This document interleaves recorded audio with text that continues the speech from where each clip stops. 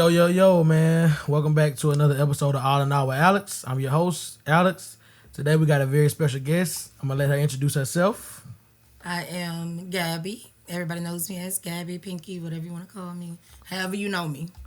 Okay. So today, we're going to focus on uh, different stages of mental health. Whether that's depression, whatever the case may be, however a person is feeling, whatever a person went through, and whatever they did particularly whatever Gabby did to help her cope with it or to help her get by it.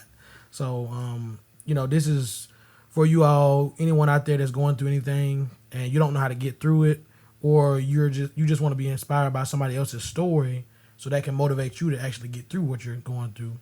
That's what we're here for today. So I guess we'll just start it off, Gabby. Tell us a little bit about yourself first, and then after that, we'll go into the specifics of where did your depression or pain or hurt or whatever come from. Okay. A little bit about me. I'll keep it basic. Born and raised, Clinton, Alabama. 4 children, beautiful, beautiful children. And right about now, that's about it. That's all that encapsulates me right about now.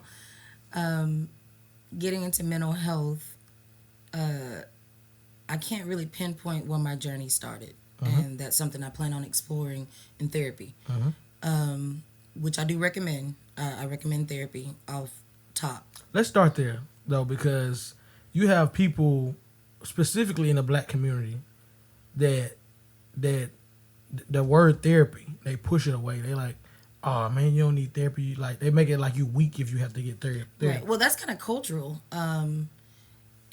I think a lot of us are coming away from the old school thinking of what goes on with our family stays within our family. So that's one thing that we had to break through to even start discussing therapy, because you're essentially sitting down telling somebody all your business. Yeah, but see, like, it was kind of worse in the black community. Like, you see a lot of, and I've been around every different ethnic group and all that, and it's like it's more embraced in other communities than it is the black community. Right.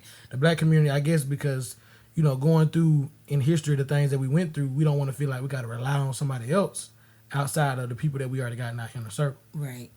And I think there's a shame factor too. It's like, oh, we overcame so much and now we can't overcome a few life problems. And it's so much more than just, oh, I'm going through something today. And so seeing it as something that not only impacts your big picture, but your day to day. It is in fact a day to day struggle. It's not just, I woke up this morning and I'm sad about something, because I'm sure you've heard this, what you got to be depressed about? If I could tell you, I promise you I could figure it out myself, and I may not know. And so it's not looking at it as a one-time problem or something to be solved. It's something that has to be delved into. And so you're absolutely right. Within our community, it's getting someone to get past those layers, getting past some of the stigma. Not seeing it as a other people problem. Right. No, this is an all people problem. Right. Everybody goes through it. Yeah, I agree. And so, I first had to get past my own dogma around it, and I had to realize, hey, this is not just something that popped up this morning when I woke up. This is something I'm going through. This is consistent. These are thoughts that I'm having consistently throughout my day, my week, my month. And if I look back for enough years, there's a pattern that's going on here. So maybe I need to look at this from a different angle. Okay. Yeah, I mean, that's definitely a different way to look at it that most people probably don't even think about. So I guess we can kind of lead into, why you're going to take the route of going to therapy.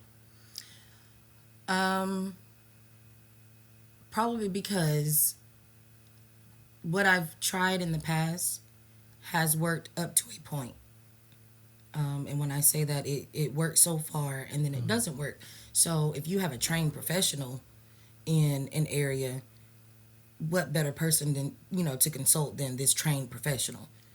If I'm having trouble with my vision, Granny might have a solution, but at some point I got to see an eye doctor. Yeah. And I said that because I wear glasses. No, you good, you good. I But trust you know that that's something that's familiar to me. If I need help with my vision, I'm going to see an eye doctor. If I need help with my mind, why would I not go see a mind doctor to help me with that? Yeah.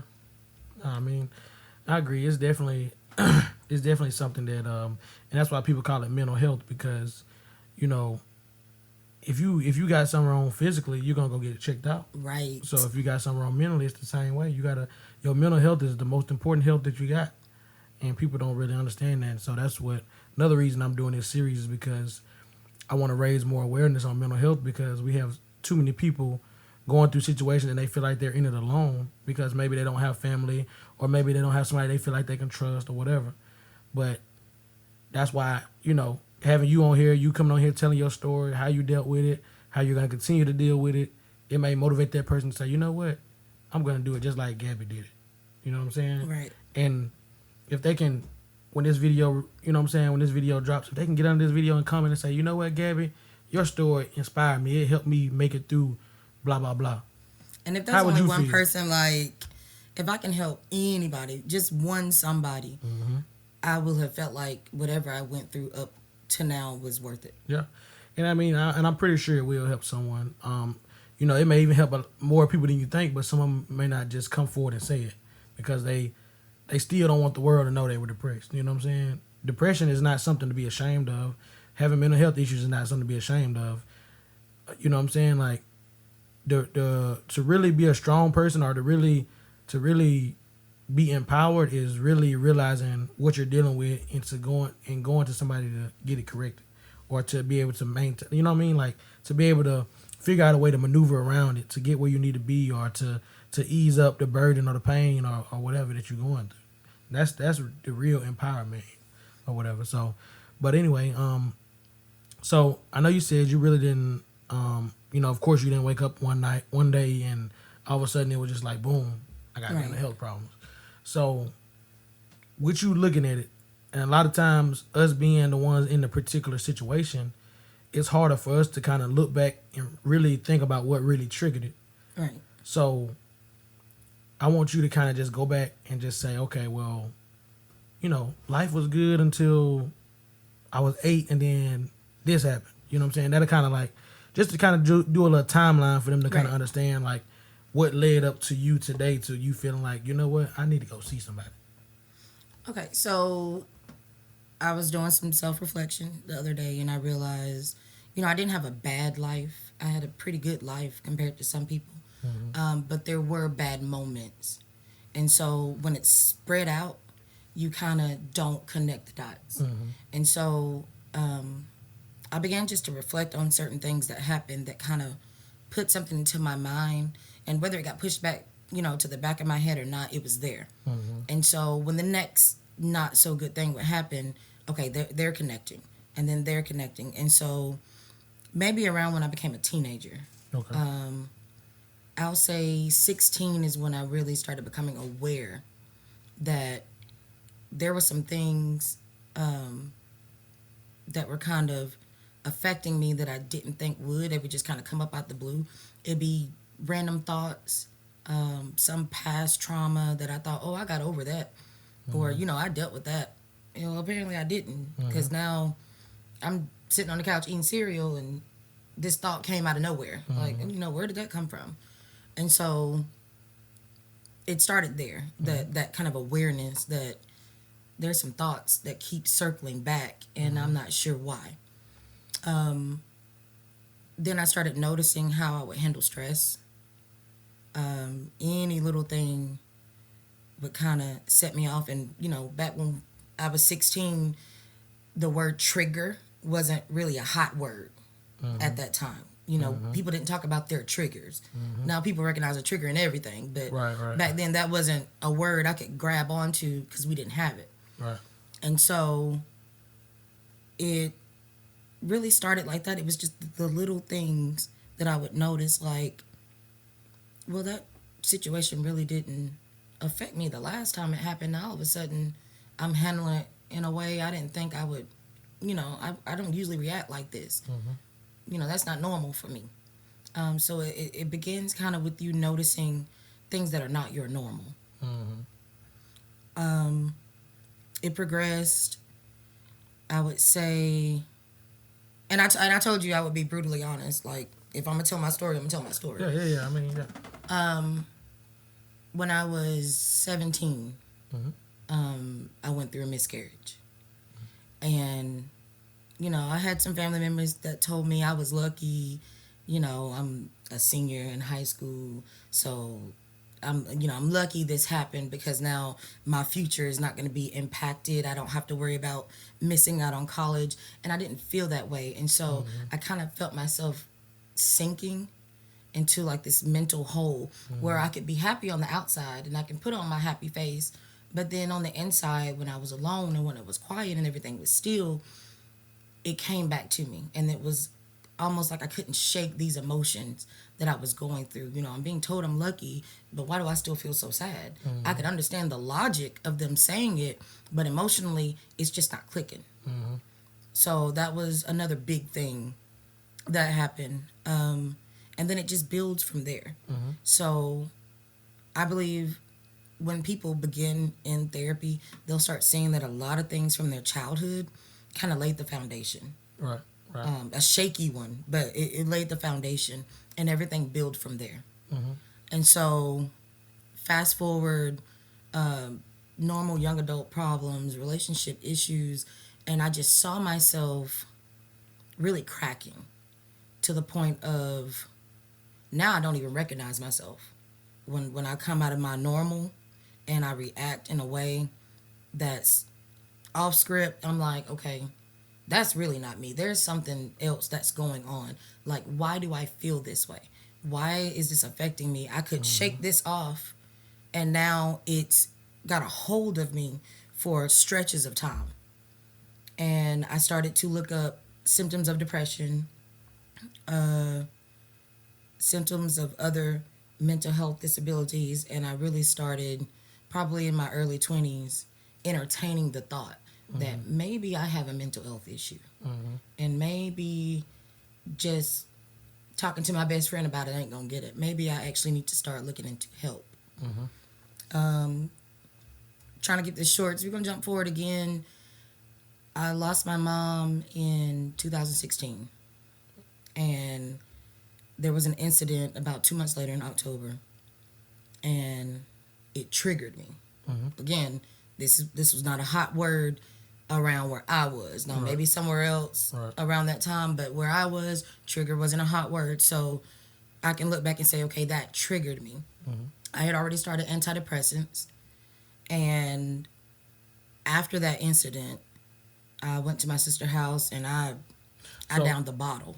So before, I don't want to cut you off. But, Right, no. But you said you had already started antidepressants, so you had already Right. seen a therapist by then, or No, actually, or and this did is a regular doctor try to prescribe? yeah, and this is why, like, it'll all come full circle, but this is why I suggest therapy, because I had gone to my primary care physician, and I had told him, hey, I'm feeling this way, I'm feeling that way, do you think there's something you can give me? And he's, sure, let's try these new antidepressants that's coming out, and I just got this in the office, I think it'll be a good fit for you. Cool. He's a doctor, so I'm gonna take his advice, and I took the pills and I took them home.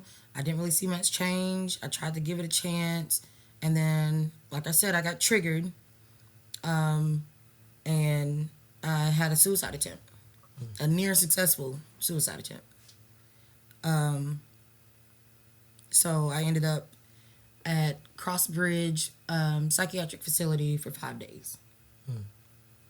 And that was back in October of 2016. So, so going through what you went through, and being, how did you feel whenever you got put into the psychiatric facility? Honestly, it was a relief. And that's so weird to say, but it was a relief because in this place, there's this hope of getting help. Like, because there's really something wrong with me if I felt like I wanted to just take myself out. Like, at this time I had 2 children. And so If I think I'm such a detriment to their lives that I don't need to be there anymore, there's something wrong. So if they can put me somewhere that's going to get me some help, I'm all down for it. Like, I wanted to be upset about being there, but honestly, I needed it. I needed to be there. I needed to be somewhere where people were trained to see what I was going through and look at it a different way. Coincidentally, I was misdiagnosed. I did not have just depression. When I left with a diagnosis of bipolar 2 and anxiety disorder. So there were layers that I didn't even recognize. Right. When it comes to bipolar, there is the depression that is associated with it, but there's also an opposite, and it's the mania. And it may look like hyper productivity. And so you don't think that's a bad thing. You think that's good. Oh, if I can go all week on 3 hours of sleep and get everything I need done, then I'm good. That's not something to be, alarmed about. But apparently it was, because that's not normal. So I left with a proper diagnosis versus what I thought was, the essence of my mental health issues. There were other things that I was ignoring because I didn't know to look at it. Yeah, I mean, you probably just thought that was, oh yeah, I'm young, I can do right. this. If I can clean the house and cook dinner, yeah, all that off for 2 hours of sleep, I'm good. Yeah. You don't really look at the even more pressure and weight you're putting on your mental, right, as well as your physical. I mean, your physical, your body is only as strong as your mind. You know what I'm saying? Right. So if your mind can only put up with so much, your body gonna eventually collapse. That's why we rest. That's why we sleep. We sleep to ease the mind, not necessarily the body. Right. Because our body is gonna go as long as our mind can go. If you fed up with something or you tired of dealing with something mentally, that will wear you out more than anything. Absolutely. So, but yeah, I mean that's different. I mean and I understand the effect of losing a parent because I lost my mom, in 2012, from cancer. So at the time, I was only 20 years old.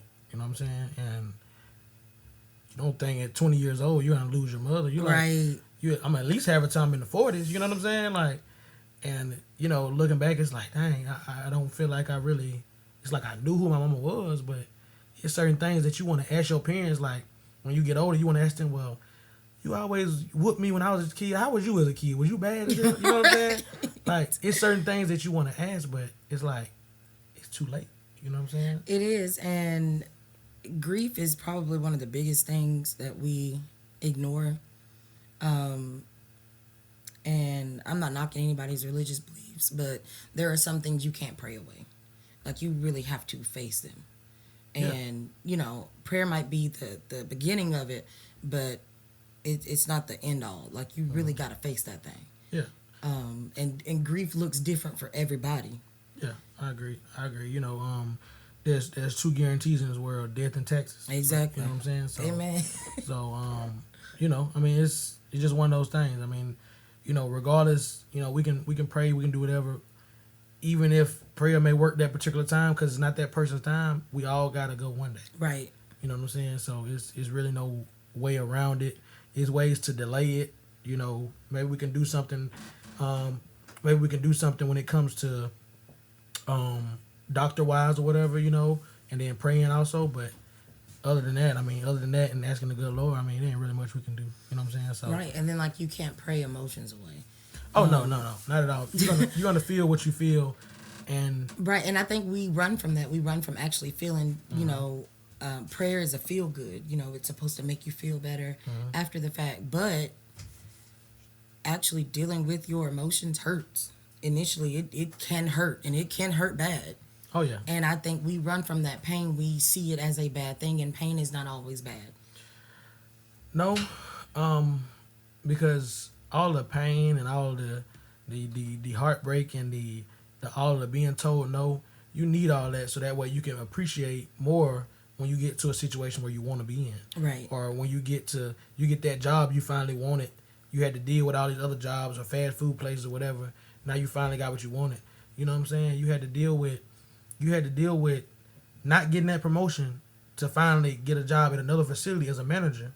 You know what I'm saying? So you had to know what it was to go through that and to be told no and to keep going, and just keep pushing, and you finally get to where you want to be. Absolutely. So, so okay. So I mean, like I said, I definitely feel, I sympathize with you in that particular situation or whatever. So, it's definitely different though. So like I said, I mean, you gotta it's certain things you gotta go through to know how it feels once you get to where you want to be, and that's what makes success so much more, appealing and so much more appreciative when you get there, because you realize, man, I really started from the bottom. Like, Right. I really started there and I took this long journey, and yeah, it was bumps in the road on the way. It's potholes everywhere. You go down the street, there's potholes. You're gonna hit potholes, but what's gonna happen when you hit that pothole? Your car gonna bounce in that mud, gonna come right back up. Now you back on the road, and you gotta treat life the same way. So you know what I'm saying. So with that though, with you being in all that pain, like, so that was 2016, correct? Was that? Yes, that was 2016. Okay, so when your mom died, and then the suicide attempt, yes, everything was all 2016. Yes. Even well, yeah, of course the pills was too, because it was with the depression, with the suicide attempt. So going from 2016 to now we're in 2023. So okay. 7 years later, what changed from that psych ward visit to where you are today? Honestly, a lot, and it was kind of like a ping pong match. It went back and forth, and I want people to really realize that medicine is not a quick fix. It's an aid.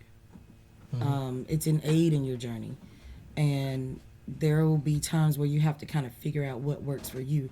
Like I said, I was treating one thing, not knowing I need to be treating two others. And so from 2016 to 2017, I was medicated.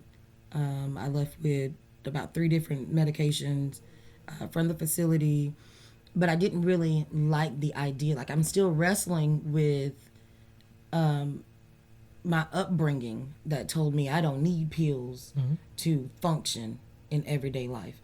And so I would kind of talk myself out of taking it, and then I'd get back on it because, well, I fell off again. And so I really, really, really want people to understand that this is a journey. Like, it literally is a journey.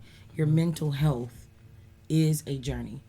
And it's not gonna look like one linear series of events.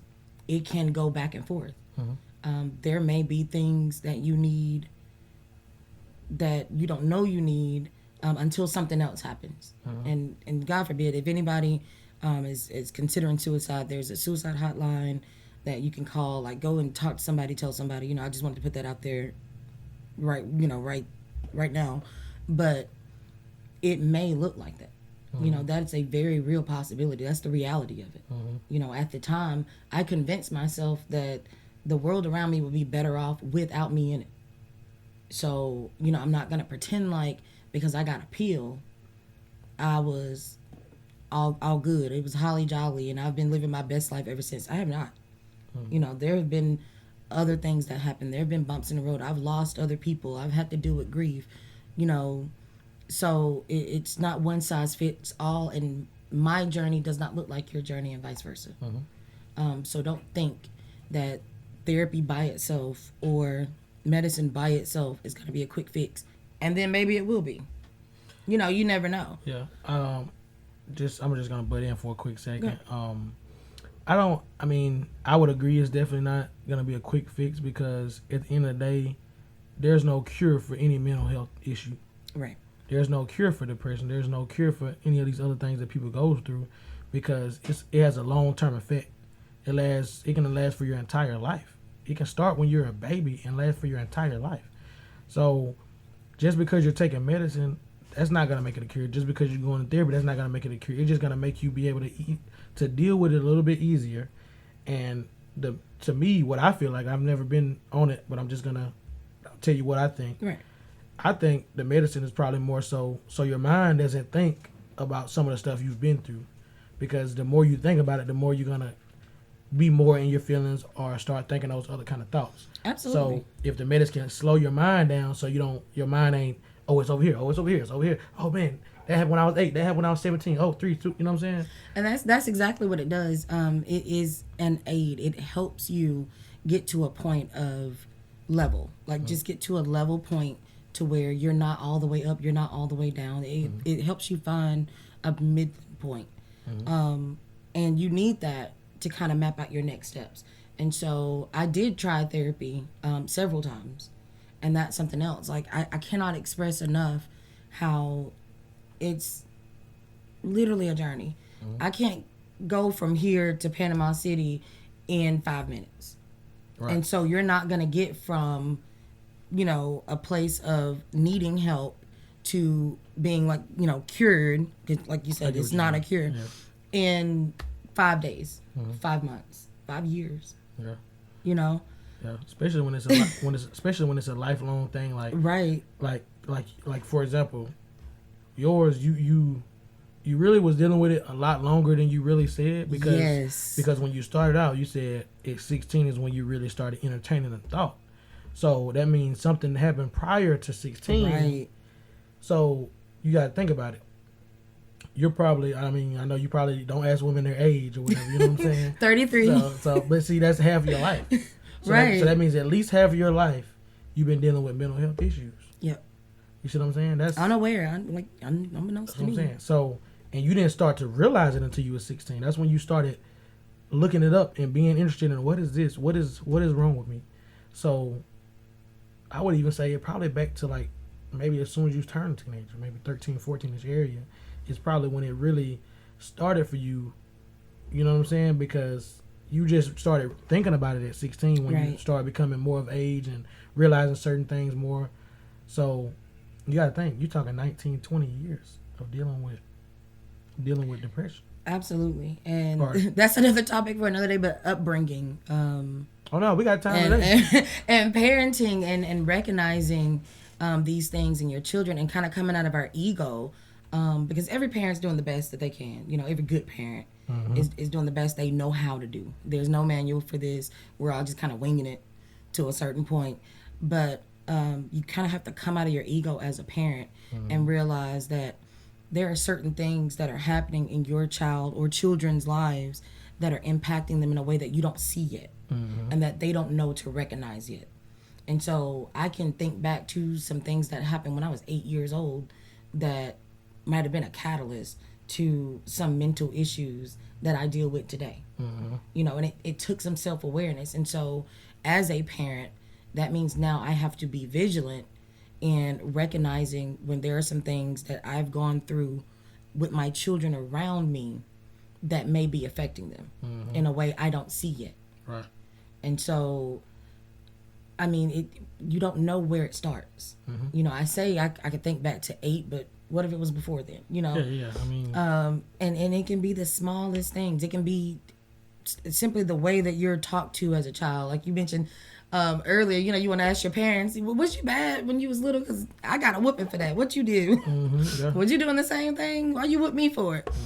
And so it kind of gives you an insight as to maybe changing the way that things were done with your children. And hopefully every parent is thinking, like, let me do better than what was done for me. Even if you feel like you had it all good, let them have it even better.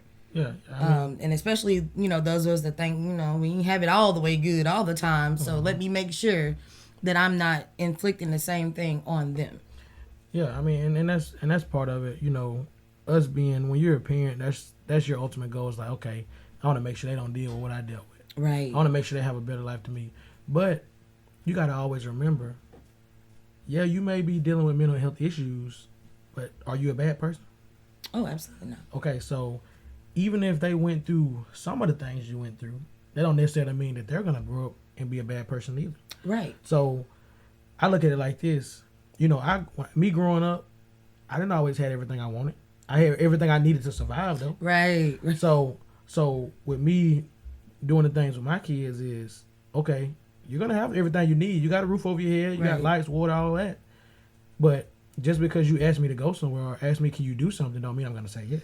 Oh, yeah, absolutely. You know what I'm saying? Not necessarily saying you are, but I'm just saying, like, I try not to overdo it. because sometimes Right. you'll go through certain things and you're like, I'm just gonna go the extra mile and make sure they have this. But sometimes that can do the opposite effect of what you're really trying to do. And no, not so much in the material. Like, I don't mean so much in material. I mean so much as their mental health. I mean so much as their Asking certain questions foundation and stuff like that. Yeah, their foundation, their emotional upbringing, more so than the physical, more so than the material. Gotcha. Such as if you see, because I think we've all heard this, that you can't blanket parent your children. They're individuals. So what might work for this child may not so much work for this child. Right. And so one of my children is very, very in touch with their emotional being. So they're a very emotional child. So I can say something and think it's not, so bad. And, I try to open up a space for my kids to say, hey, Mom, that hurt my feelings. That kind of hurt me. Whereas my parents were more so in like a sort of a perpetual survival mode. They ain't got time to worry about feelings. They got to make sure we eating. They got to make sure we got somewhere to stay. They got to make sure ain't nothing getting cut off. They're always busy. They're always working. And so since I have the privilege of not having to always be away from my children, I can focus on things like that. Yeah. I can pay more attention to their mental and their emotional. And so now I recognize that this is my emotional child. This child, he don't care. He all right. All I got to do is tell him something. He don't nothing bother him. He ain't upset about nothing. And I check. I ask questions. I make sure, like, you good? You good? I'm fine. I'm straight. And then I have another one. One of my younger children, me and her dad, we had to sit down and ask her, do you feel like you don't get enough attention from us? There's such a thing called middle child syndrome. Yeah. Where you feel like you're stuck in the middle. The first one was the only for however long. And then you got the baby that gets all the attention. And then there's that one stuck in the middle that feels like, oh, I just get ignored. I'm just a fly on the wall. Don't nobody be studying me. And so she's in the middle. And, we really had to sit down and I had to step back because I was getting frustrated. And I had to think, well, maybe there's something else going on. Maybe she's not just acting out. And she was honest with us. I don't feel like I get that much attention. Yeah. Okay, that's something I can fix. Right. But see, and that shows, to me, that shows good parenting skills, because with you guys making it open enough for her to be able to physically say it, because most people are not going to admit something like that, especially not as a child. So for her to come out and say that means you guys have a strong child. And it was a process. It was a process to get myself there as a parent, and to bring him in and see if he would be open to doing the same thing. He had even older parents than I did, this particular child's father. So, definitely those old school black parents don't care nothing about how you feel. Yeah, what you say? I'll tell you where you take your feelings. So that's why I say, I didn't have access to certain words way back when. I didn't have access to certain thought concepts way back when. And now that we do, things like this podcast, this episode is possible because now we can talk about it. Now, we can put it out in the open. Nobody's going to be shunned for it. You know what I'm saying? Like, there's progress being made in the state of our community's mental health, but we still have so far to go. But it starts with little steps like that. Like, it took people around me and myself to check myself into not carrying on bad habits. Excuse me. You good. And habits are learned. They are learned. So, these generational habits of kind of throwing children to the wayside, telling them to be seen and not heard, things like that. Thank you. It takes some self-awareness. See, we treat our guests good. I see that. I'm loving it over here. We treat our guests good over there. It takes some self-awareness, and that doesn't come overnight. Yeah. I mean, that's true. You know what I mean? And, like you said, everybody's journey is different. But for you the biggest thing is, like they always say, the biggest step to quote-unquote recovery is first admitting you have a problem. Right. If you can admit you have a problem, you can do anything in the world. Right. Because nobody wants to be at fault for something or feel like they're the reason this happened, or feel like something is wrong with them, so they think other people are gonna look at them a certain way. So for you to be able to admit that and say, okay, I'm okay enough to admit this. Now, okay, you're okay enough to get to a point where you probably feel the happiest you ever felt in life. Right. You know what I'm saying? Everybody can get there. Everybody can be happy. Everybody can to get the things in life that they want to get. It's enough happiness out here for everybody in the world. Absolutely. So, and you have to determine what that looks like for you, and not base it off of someone else's idea of happiness.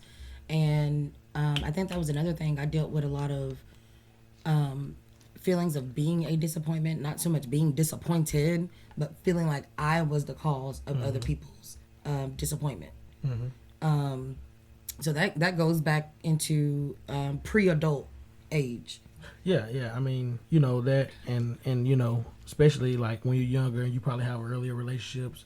You know, you may deal with narcissistic people that you know they feel like, okay, they're never at fault for anything. Right. You're always the problem. You know what I'm saying? And so that right there will take a toll on your mental, especially if you just deal with it and push it away. Right. Lock it up inside you till one day, next thing you know, you're throwing some hot grits on somebody.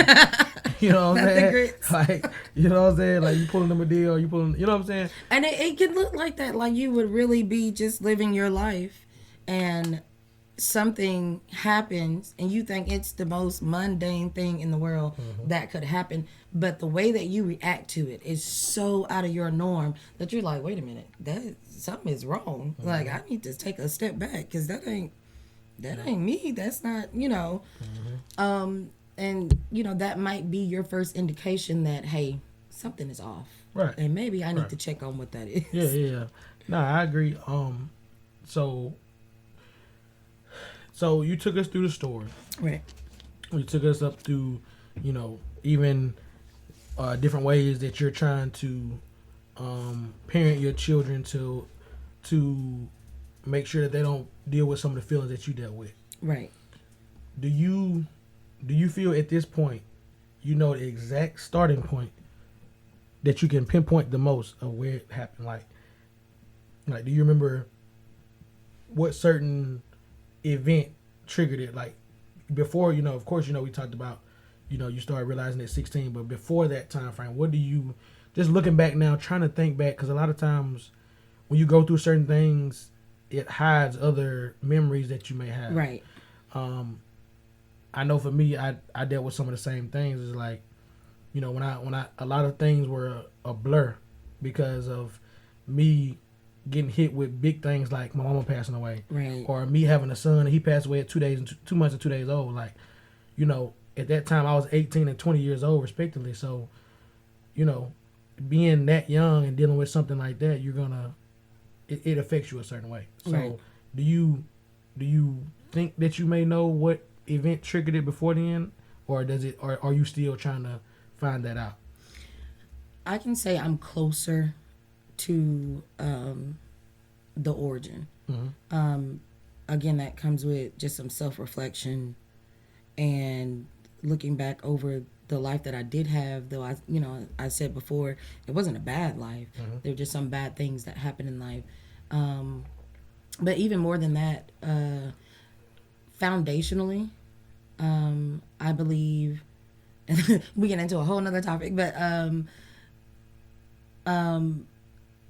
I'll say the environment of my upbringing. Gotcha. That's understandable.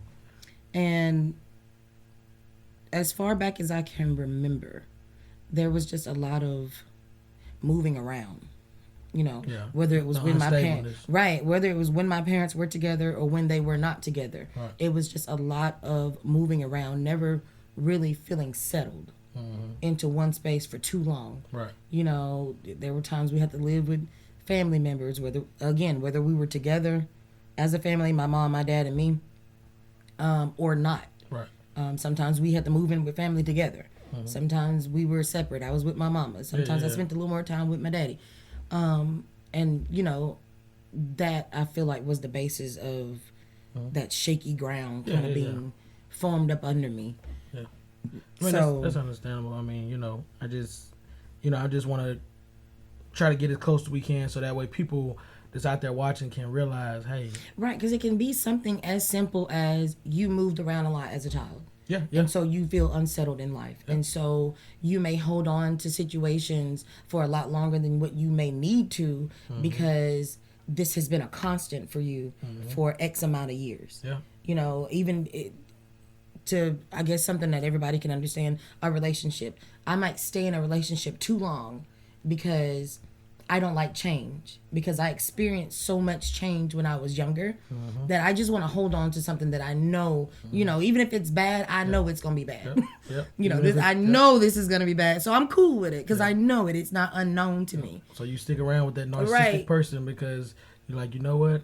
I don't want to change. I done been with it so long. I'm used to it, you know. It's no big deal. I'm used to it. And see, you don't think back to how many different places did I live before the age of 10? Yeah. So You know, did I have to, you know, did I move schools, you know, 45 times in my life period? You know, that for some of those military kids out there, you know, was I ever settled? You know, how many different daycares did I attend? You know, how many different people did I have to learn to be around before the age of 12? Right. Yeah. Yeah, I mean, that definitely has a big effect. So I think for the most part we covered everything, unless you have something else that you want to convey out to the audience.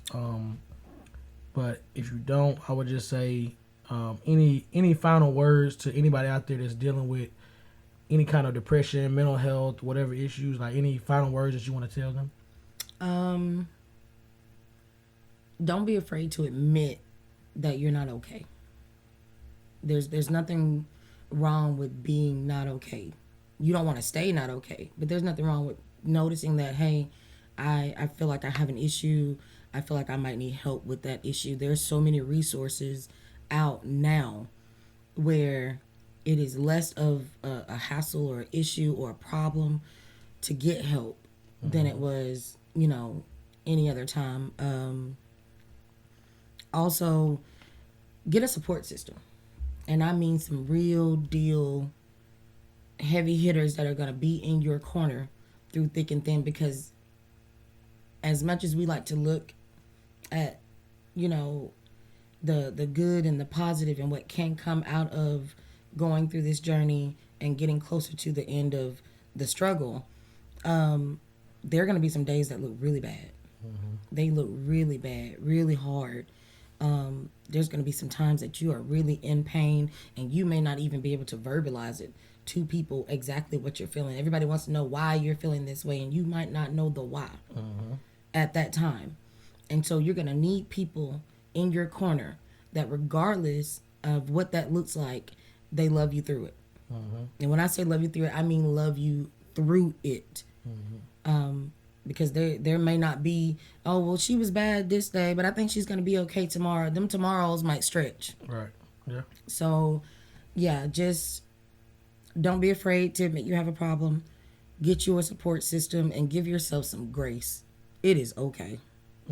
Even when it don't feel like it's okay, it's going to be okay. Right. Trust me. Yeah. So, you guys heard it here first from Gabby herself.